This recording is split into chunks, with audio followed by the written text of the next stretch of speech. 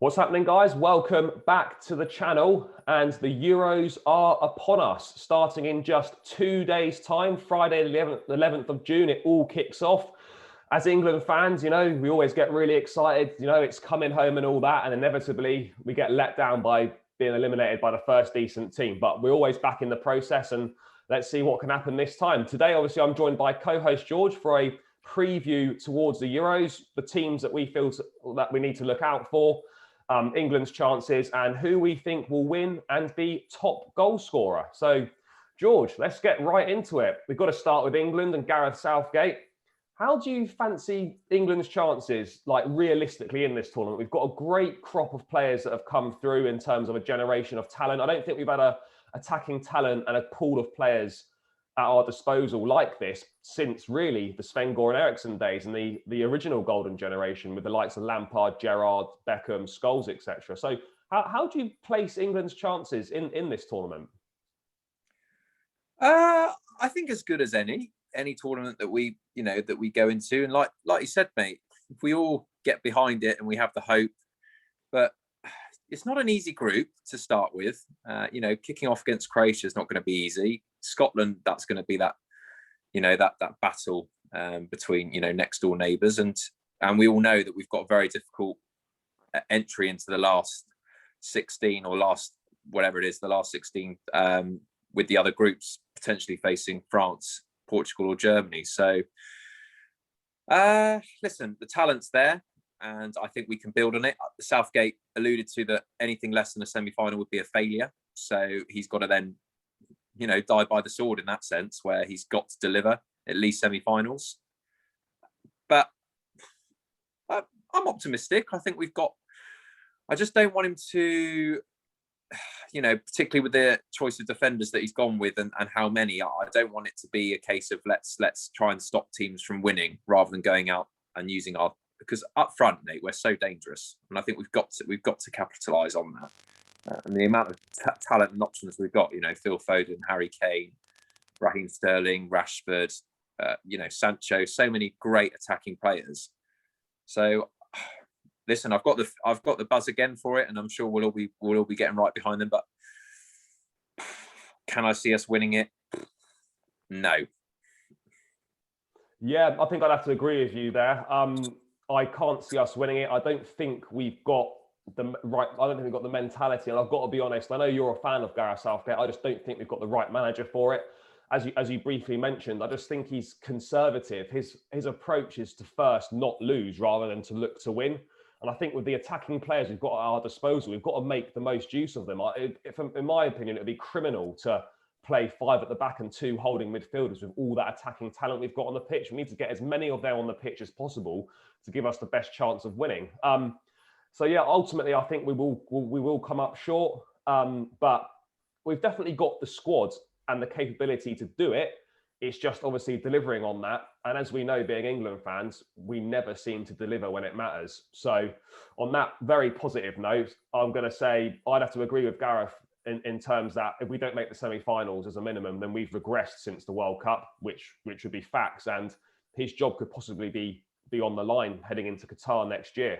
But moving on, George, to perhaps many people's favourites, the defending world champions, France. The squad there and the talent at Didier Deschamps' disposal is quite frankly scandalous. They've got so many options, and with Karim Benzema now back in the fold as well to go over the likes of Mbappe, Antoine Griezmann, Paul Pogba, Kante. The list goes on. Surely they're the side to beat. Yeah, it's theirs to lose 100%. The pressure in France will be enormous, and that might be the biggest play against them, in the fact that maybe they'll be slightly complacent or feel as if no one can touch them. But I honestly do feel, and I've said it in previous episodes, I think if anyone's going to beat France, it's France themselves. Key players not turning up.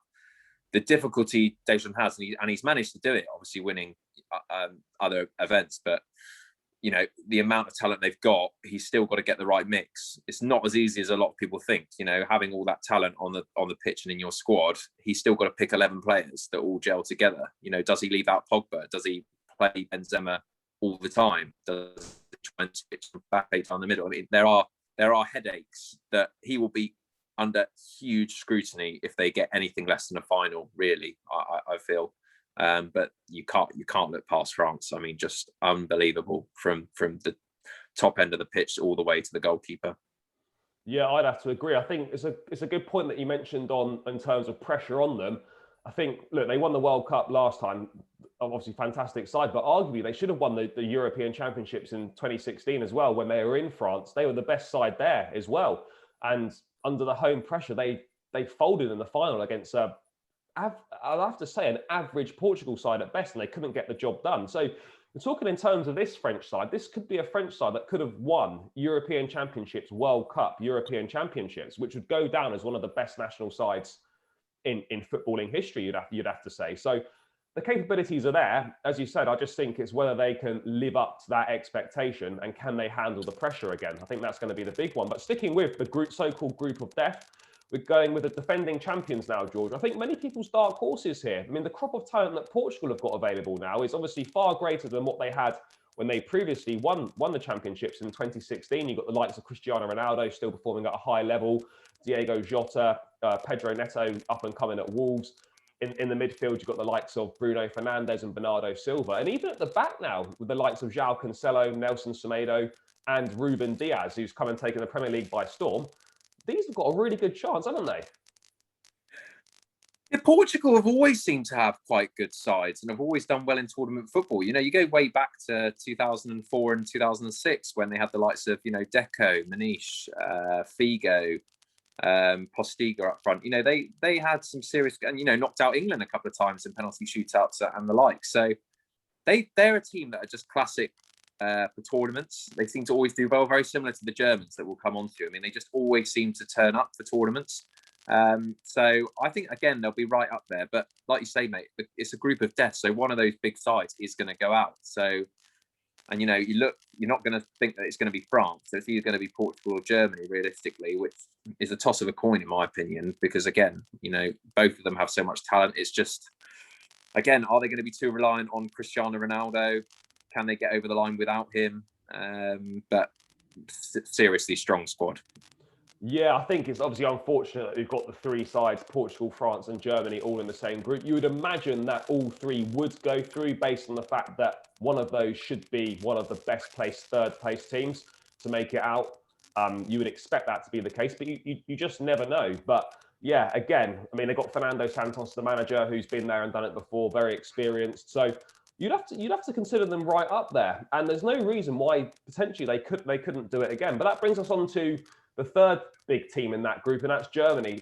The Germans seem to be obviously always good at tournament football in the past. Obviously, going into Joachim Löw's last tournament as manager, they seem to be going for a bit of a new cycle. I don't know if you've seen the squad. There's not that many stellar names that you'd associate with Germany over the years. Obviously, it's been a bit of a downward slope since that World Cup win in Brazil in 2014. Where do you think they stand in terms of competing in this tournament? Because not many people are giving them much hope, to be honest, are they? Well, they're going to go under the radar, but, I think history in the context of tournament football, you can't, again, really knock off the Germans. They're so efficient. They seem to get the job done. I can't take much account into the friendlies that they've played so far. I mean, I think they bashed, was it Liechtenstein? Latvia, yeah. Latvia, sorry, 7-0 or 7-1. So, but you can't really look into that. Listen, they've got heaps of talent, but one of those sides is going to have to go. And I'd probably have to say, out of the three, you'd have to say Germany are probably the team that are going to be most in trouble. But again, listen, in tournament football, you just never know. And what I'm excited of is seeing those head-to-heads. They're going to be electric.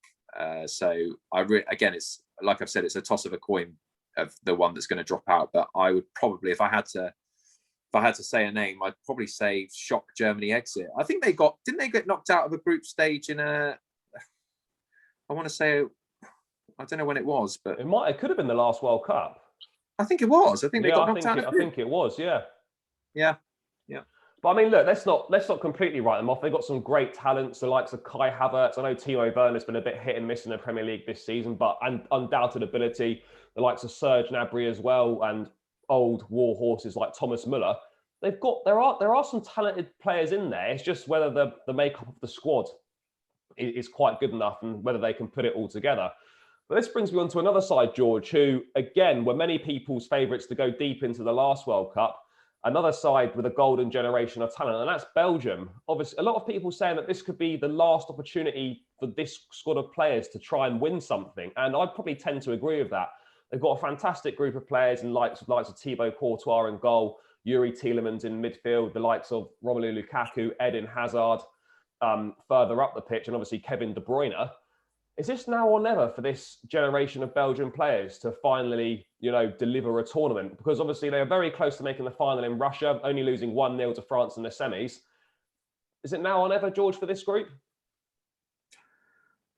I think so. They actually remind me a lot of England themselves. Heaps of talent and some individual players that would get into any top side in European football. For whatever reason, they can't seem to get over the line. And I think it all comes down to that psychological aspect again, where when they come up against the so-called historical names of the Germanys and the Frances who have been there and done it, do they really have the belief to get them over the line? I think the talent, no doubt, is there. They've got the capabilities to win a tournament. They could blitz teams, but they've got some key players out of form at the moment. Particularly players like Eden Hazard. He's half the player he was, and I don't really rate the manager. So I think it's going to be another struggle for Belgium. I think they're going to be a side that light up the tournament in different ways with some amazing goals and some good football. Good attacking football. But I can't. Again, when they come up against the bigger teams, I can't see them getting over the line. Yeah, I think it's going to be one of those that no one's going to want to face them. But I think ultimately, they're probably going to come up just short. I would perhaps expect a semi-finals, possibly a final appearance, but I'm not sure they've quite got the ingredients to go all the way, which is a shame because, as you said, they've got some unbelievable players. But for me personally, I don't think it's quite going to happen. That just brings me on briefly, George, to another side that, not many people are talking much about, but I've got great history in international tournaments over the last few years. And that's Luis Enrique's Spain side. I mean, you look at the squad, it's definitely going through a new cycle of players. I mean, particularly the forward line with the likes of Morata, Adama Traore, Olmo from Leipzig. It's not spectacular. I mean, does Spain have any chance of doing anything in this tournament? Not for me personally. I think they're a bit weak, particularly in attacking areas. They made a bold statement by not, like we've mentioned before, Ramos and PK not being included in the squad. Again, I'm contradicting myself slightly because I've just said, the big so-called names that have been there and done it. That the catalyst of that is Spain. I mean, they had those back-to-backs where they won the Euros and the World Cup and the Euro again. I mean, they were unbelievable side to watch, but they have gone through a massive transitional phase. I just think there are stronger teams in the tournament themselves. But again, the group of death might help teams like Spain and stuff ease their way through into an easier draw, similar to what England did to get to the World Cup semi-final themselves. So I think that's the best hope they've got.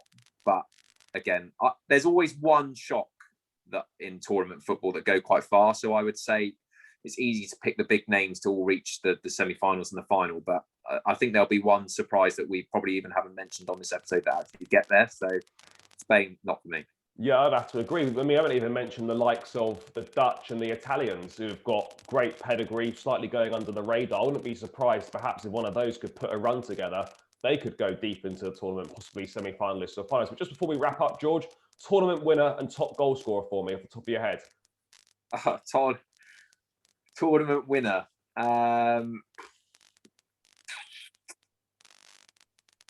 don't want to go France. I'm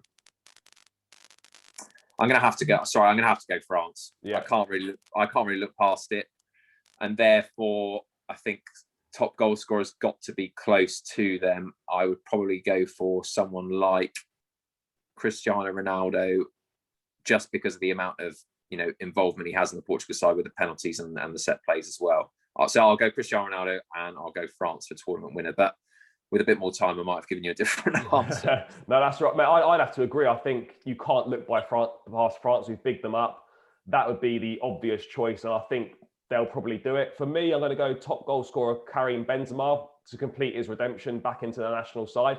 But we'll have to see how it plays out. Remember, guys, stay tuned. We'll have plenty more videos and coverage throughout the European Championships as they go on. But as always, smash a like on the video, subscribe to the channel if you're new, and we'll catch you in the next video.